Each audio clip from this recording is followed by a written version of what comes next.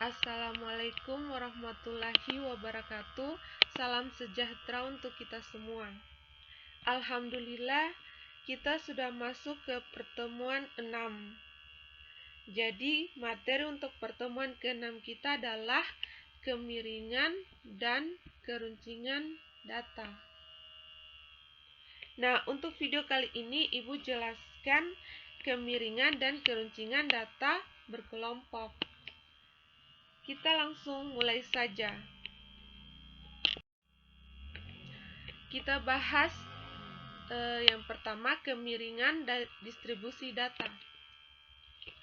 Nah, ada 3 rumus yang akan kita gunakan. Yang pertama rumus Pearson, yang kedua moment, dan yang ketiga Bowley. Kita bahas rumus yang pertama untuk mencari kemiringan distribusi data dengan menggunakan rumus Pearson. Jadi kalau misalkan di soal sudah diketahui modus, maka kita gunakan rumus yang ini. Jadi S itu adalah simpangan baku. Nah, kalau di soal sudah diketahui mediannya, maka kita gunakan rumus yang ini. Oke. Nah, kriterianya, jika alfa sama dengan 0, maka distribusi datanya simetris. Kemudian jika alfa positif, jika alfa negatif, maka distribusi datanya miring ke kiri. Nah, jika alfanya positif, maka distribusi datanya miring ke kanan. Jadi, kemiringan itu adalah salah satu ukuran yang menggambarkan bagaimana keadaan data tersebut. Bagaimana keadaan yang sebenarnya pada data yang kita akan teliti. Oke, lanjut. Kemudian yang kedua, rumus momen. Nah, kalau rumus momen, kita gunakan rumus yang ini ketika datanya data tunggal.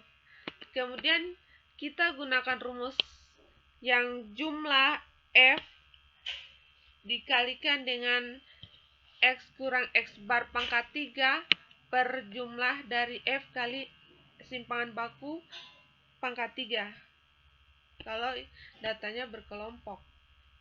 Jadi begini, perbedaan data tidak berkelompok dengan data berkelompok yaitu terletak di sini F. Kalau datanya tunggal berarti tidak dikalikan dengan frekuensinya. Bisa diperhatikan.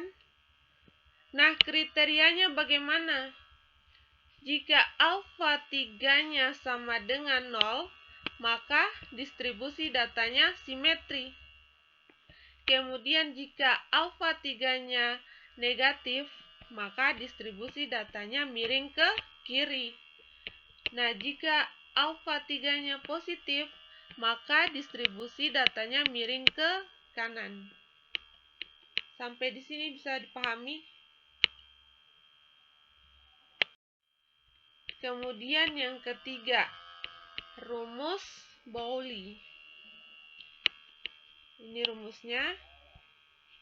Alfa 3 sama dengan kuartil 3 tambah kuartil pertama dikurangi kuartil kedua dibagi dengan kuartil 3 kurang kuartil pertama. Ini kriterianya.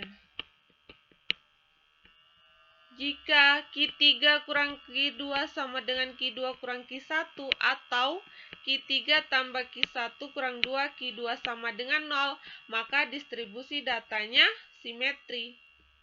Jika Q1 sama dengan Q2, maka alfa sama dengan 1 dan distribusi datanya miring ke kanan. Jika Q2 sama dengan Q3 dan alfanya sama dengan minus 1, maka distribusi datanya miring ke kiri. Kalau kita menggunakan rumus Pauli ketika misalnya di soalnya sudah diketahui bahwa kuartil 3, kuartil 1-nya sudah ditentukan.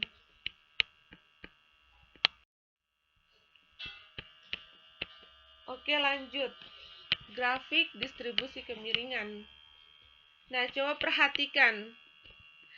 Dia simetri ketika grafiknya rata-rata sama dengan median sama dengan modus.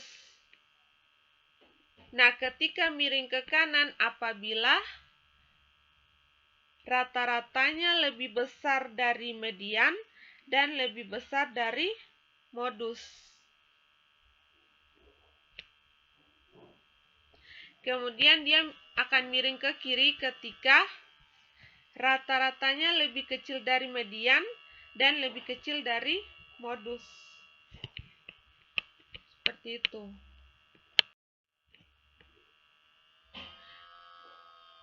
Kita lanjut ke keruncingan distribusi data atau kurtosis. Nah, keruncingan ini adalah derajat atau ukuran tinggi rendahnya puncak suatu distribusi data terhadap distribusi normalnya. Coba perhatikan, kurtosis atau keruncingan distribusi data ini ada 3 jenis. Yang pertama, leptokurtis, jika puncaknya relatif tinggi. Yang kedua, mesokurtis, jika puncaknya normal. Kemudian yang ketiga, platikurtis, jika puncaknya terlalu rendah atau datar. Bisa kalian perhatikan.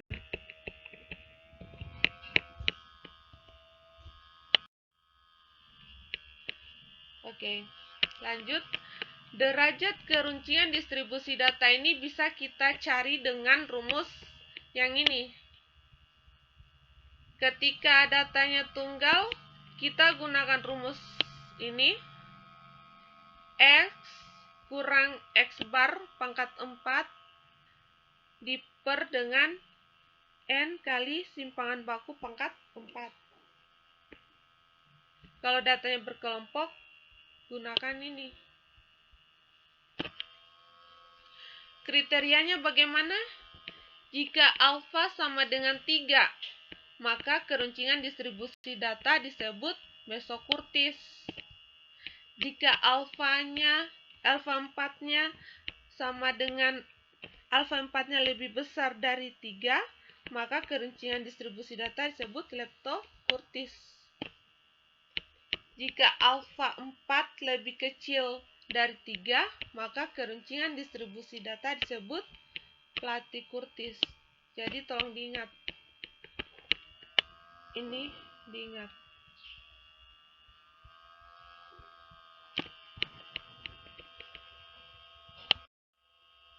Ya.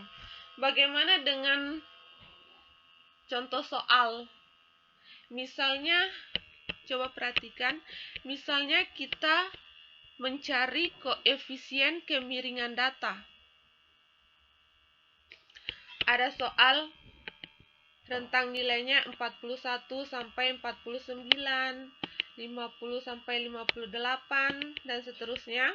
Kemudian jumlah frekuensinya 36. Kita mau cari koefisien kemiringan data. Jadi apabila kita menggunakan rumus Pearson, maka yang akan kita cari terlebih dahulu adalah rata-ratanya, kemudian modus, dan simpangan baku. Bagaimana cara mencari rata-rata? Pertama, kita buat tabel lagi, yaitu untuk mencari titik tengahnya. 45 dari mana? Dari dijumlahkan dengan 49 dibagi 2, hasilnya 45. 54 dari mana? Dari 50 dijumlahkan dengan 58 dibagi 2 sama dengan 54, begitu seterusnya. Kemudian frekuensi kita kalikan dengan titik tengah. Jadi 3 kali 45 hasilnya 135. 7 kali 54 hasilnya 378. Begitu seterusnya. Sehingga kita peroleh jumlah dari F kali X sama dengan 2376. 2376 kita bagi dengan 36. Maka itulah hasil dari rata-rata. Jadi rata-rata sama dengan 2376 dibagi 36 sama dengan 66. Rata-ratanya 66. Kemudian kita buat tabel lagi untuk mencari simpangan bakunya. Masih ingat rumus simpangan baku akar dari varians. Akar kuadrat dari varians. Jadi rumus varians itu yang ini. Itu adalah rumus dari varians. Jadi jumlah F kali X kurang X bar pangkat 2 diper dengan N, banyaknya data atau jumlah frekuensi keseluruhannya. Nah, jadi kita buat lagi tabel X kurang X bar. Di sini ada nilai mutlak. Berarti yang kita ambil adalah nilai yang positif saja. Begitu. Jadi X kurang X bar. Titik tengahnya 45. Dikurangi dengan 66. Rata-ratanya 66. Berarti 21. Positif ya, karena di sini ada nilai mutlak. 54 dikurangi dengan 66, hasilnya 12.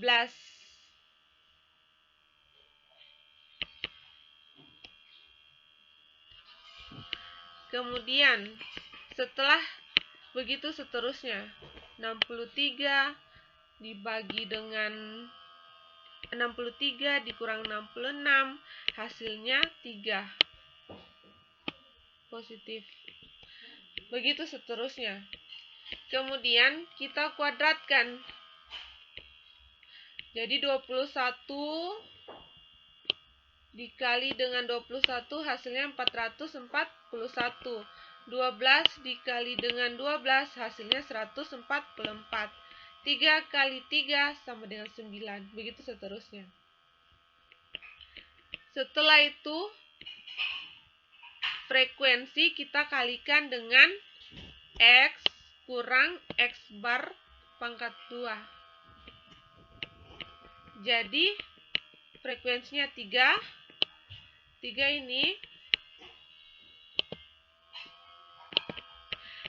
ini kita kalikan dengan 441. Hasilnya 1323. 7 kita kalikan dengan 144. 10 kita kalikan dengan 9. Begitu seterusnya. Sehingga kita peroleh jumlahnya 5022 dibagi dengan 36. Sigma ini apa? Sigma ini jumlah. Menandakan jumlah. Jumlah dari F kali X kurang X bar pangkat 2. Jadi 5022 dibagi 36, hasilnya 139,5. Ini varians. Bagaimana simpangan bakunya? Berarti akar kuadrat dari 139,5. Jadi sama dengan 11,81.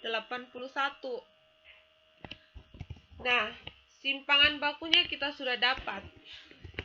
Yang ketiga kita peroleh modus, cari modusnya. Coba kita perhatikan. Modus itu nilai yang paling banyak atau nilai yang sering muncul, atau frekuensi tertinggi. Jadi kalau kita perhatikan di sini, frekuensi tertinggi yaitu 10. Berarti berada di rentang kelas 59 sampai 67. Berarti 58,5 tambah panjang kelasnya itu 9 dikalikan dengan frekuensi modus kan 10 dikurangi dengan frekuensi sebelumnya. Berarti 10 kurang 7 sama dengan 3. Dan 3 tambah 1 ini dari frekuensi modus dikurangi dengan frekuensi sesudahnya. Berarti 10 kurang 9 sama dengan 1. Sehingga kita peroleh nilai modusnya 65,25. Nah, kita masukkan ke rumus Pearson. Sama dengan rata-rata dikurangi dengan modus dibagi dengan simpangan baku. Sehingga kita peroleh 0,064. Karena alfanya positif, kan ini tidak sama dengan 0. Kalau kita sederhanakan lagi berarti ini 0,064 ini kalau kita sederhanakan lagi berarti 0,1. Jadi alfanya positif, maka distribusi datanya miring ke kanan. Seperti itu. Jadi kalau ada yang kurang jelas, silakan kalian bertanya. Kemudian tolong perhatikan PDF-nya. Di situ ada tugas untuk kalian. Silakan kalian kerjakan. Terima kasih untuk hari ini. Dan semoga bermanfaat apa yang telah Ibu sampaikan. Ibu akhiri, wassalamualaikum warahmatullahi wabarakatuh.